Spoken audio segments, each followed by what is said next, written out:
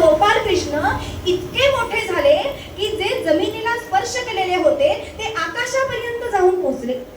आकाशापर्यंत हजारो चंद्र सूर्य एकत्र यावेत ना असं ते तेज दिसू लागलं. अनेक चेहरे दिसू लागले, अनेक डोळे दिसू लागले, नयन अनेक सहस्र नयन, सहस्र चेहरे. आणि बघतोय समोर बघतोय तर इथे गोपाल कृष्ण, या बाजूला बघतोय इथे गोपाल कृष्ण, पाठीमागे गोपाल कृष्ण, चारी बाजूला बघतोय तर सगळीकडे व्यापक असलेले असे गोपाल कृष्ण अर्जुनाला दिसू लागले. त्याला समजेना नक्की मी करू काय. चंद्र सूर्याचं तेज तर एकत्र आलंच होतं आणि वारे वाहू लागले सोसाट्याचे. वारा नाही बरं मी म्हटलं, वारे वारे वाहू लागले आणि सगळे 33 कोटी देव जणू काय या रूपामध्येच आहेत असं वाटू लागलं. बघतोय हात जोडायचं सुद्धा लक्षात येईना.